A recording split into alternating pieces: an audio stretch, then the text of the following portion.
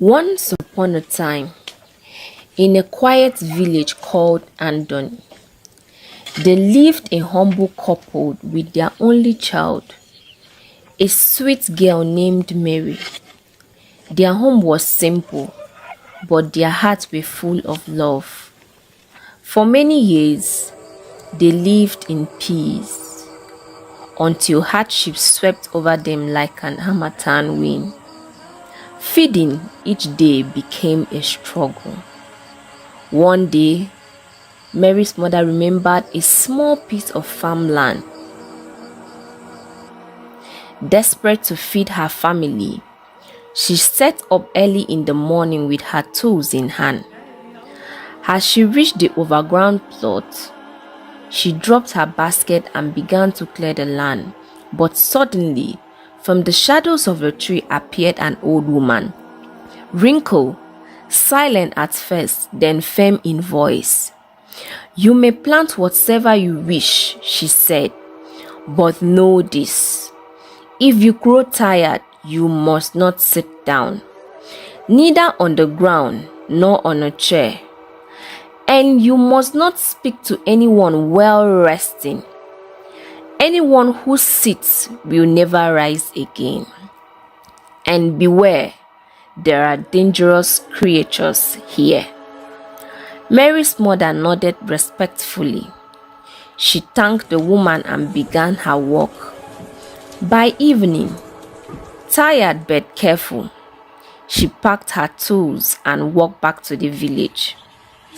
Weeks passed, and food began to return to their table. Mary noticed.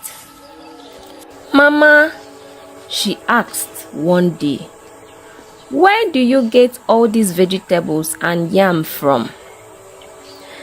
"It is from a farm far away," her mother replied. "I want to come and help you," Mary said.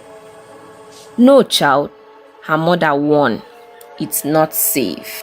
But curiosity is a stubborn thing. One morning, as her mother prepared to leave for the farm, she asked Mary to pack the tools.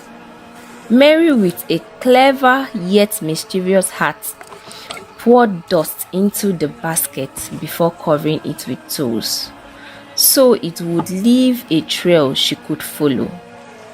As her mother walked away, the dust fell softly along the footpath. Mary followed it, step by step, until she reached the hidden farm.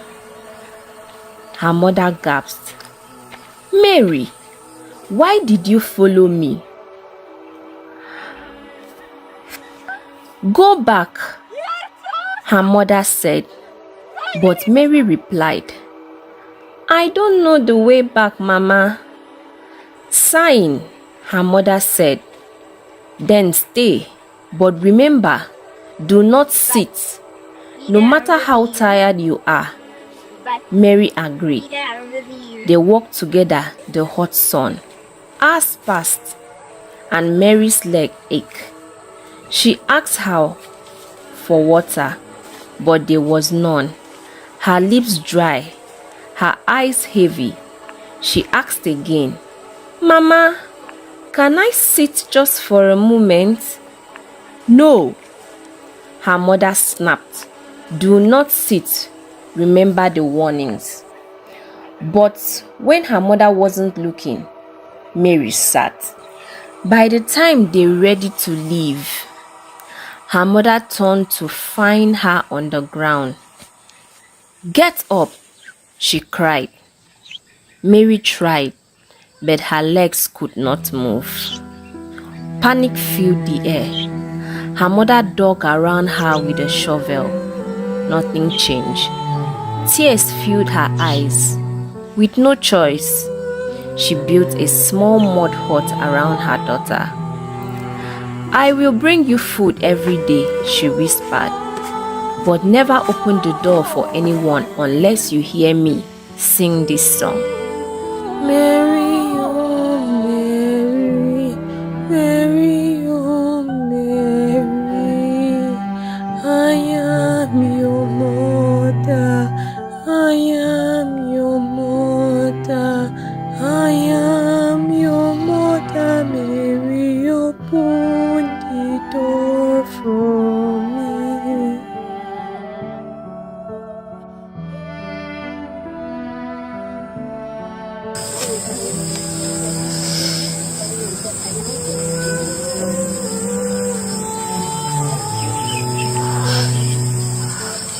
Days turned into weeks, and every single day, Mary's mother walked the winning path to the farm with a bowl of food in her hands and a song on her lip.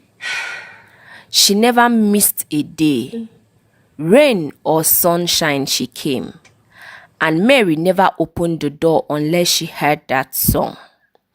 But one evening, deep in the tall grass behind the hut, a hungry old tortoise crawled beneath a leaf, stirred at the sound of her voice. Curious and desperate for food, he crawled closer. He saw her. He watched her. He listened. He memorized every tone of her song. When the mother left, Tortoise crept to the door, cleared his throat and tried. But Mary didn't open. So Tortoise, silly and ever, had a plan. He wanted to cross Lion's Den to reach a vegetable patch, but he needed permission. "Lion," he said, "I know how we can feast today. Follow me." One by one they came. Dog, lion, snake, and cat. Each stood before the little door and sang. But Mary was clever. She knew their voices and she kept the door shut. Then came Tortoise once again. This time, he sang it perfectly. Inside, Mary smiled. "It is Mama," she whispered, and she opened the door. But what came in was not her mother. It was Tortoise and the other animals. They came in and devoured her, and Mary was never seen again. The next morning, her mother returned as always and sang.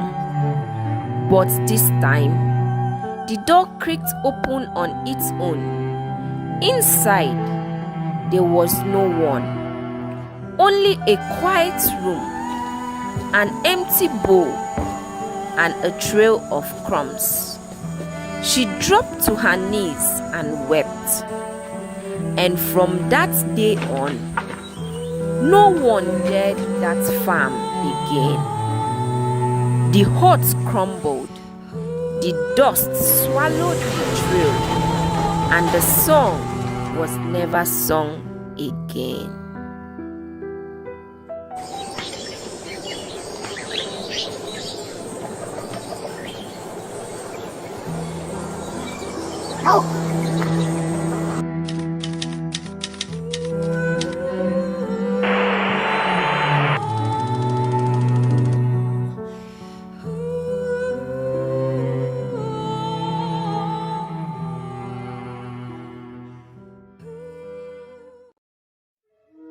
Not every curse begins with hatred. Some are born from love. Desperate, dangerous love. This is the story of a mother, a father, and the blood that broke the earth. 50 years ago, there was peace in this land. A village where children laughed and drums told stories, not war. But that day the drums turned to thunder. Warriors came, faces covered in red paint, eyes like fire. They didn't come to fight. They came to destroy.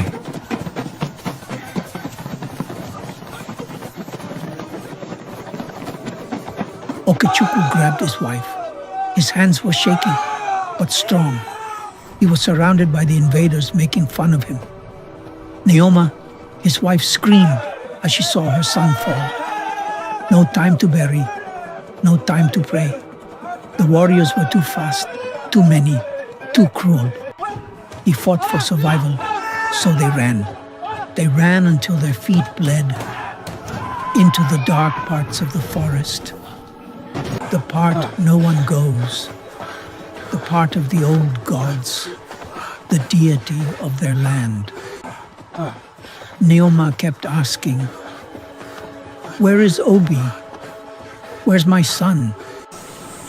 The Iroko tree stood waiting, old, silent, watching.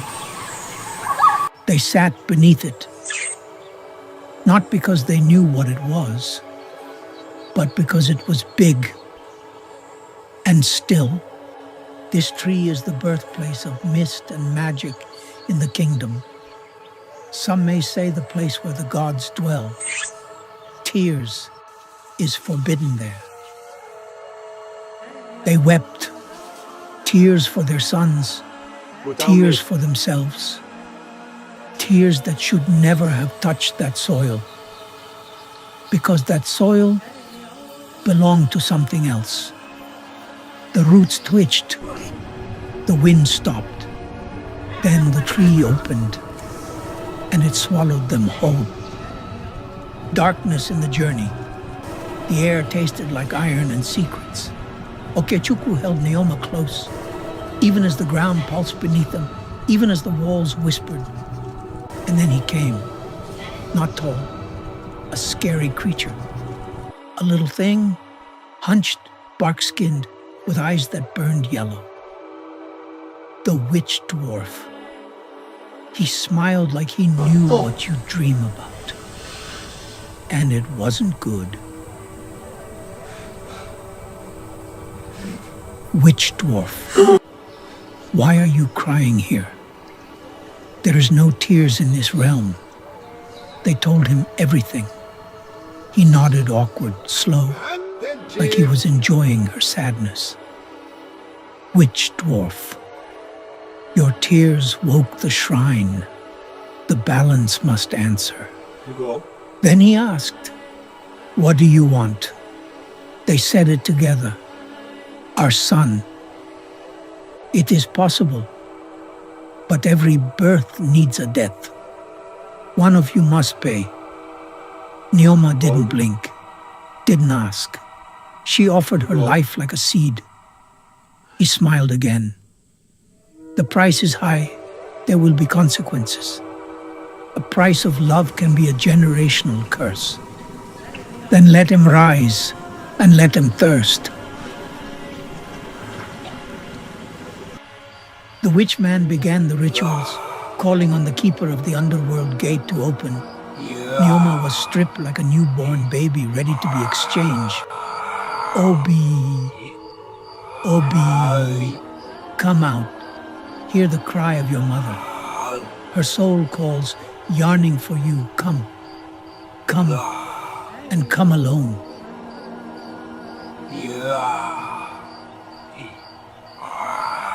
Obinze came back. His soul made it back to the earth. But something else stood with it. Something dark, something old. A blood-tasting creature, a company. His eyes glowed, his lips red, his breath shallow. Her mother is the sacrifice. Okechukwu wept again, but no roots moved this time. The deal was done. They appeared back under the Iroko. Same place, new world. Okechukwu looked around, held his son, smiled even, until Obinze sniffed the air. His hands twitched, his head tilted. Oddly, he bit deep. Okechukwu didn't scream, didn't run. He just whispered, "My son?" and held him tight. Because even when death comes, love stays. The boy fed, the father fell, the sun rose, and the tree watched. They say curses come from hate, but this one started with a kiss, a prayer, and a tear. The underworld never forgets its deals, and blood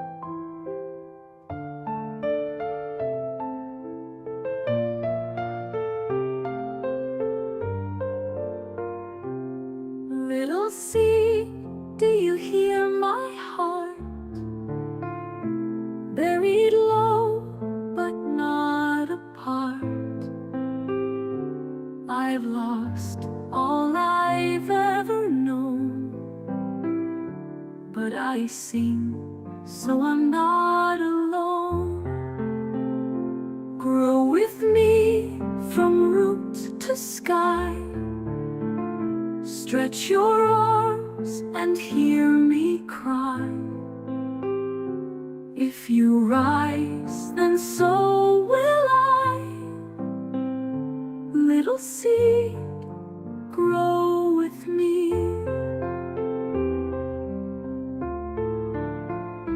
Grow with me from root to sky.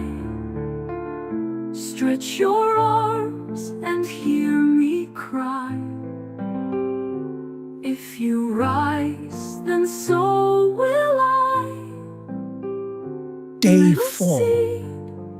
She sang, and the tree burst into bloom. Its branches dropped golden star apples.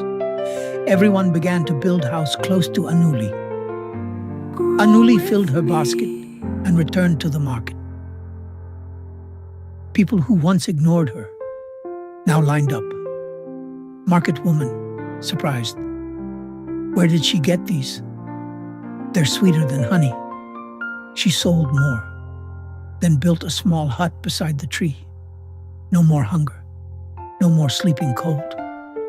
She sang, and the tree bloomed endlessly.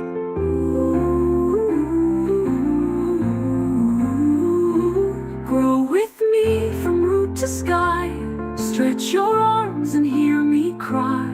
If you rise, then so The truth revealed one evening, as the sun set red, Anuli returned home with her earnings and saw the old woman waiting under You the sang tree. with your heart, my Old daughter. woman, I am smiling. with you always and You forever. sang with all your soul. She stepped back. A bright light surrounded her.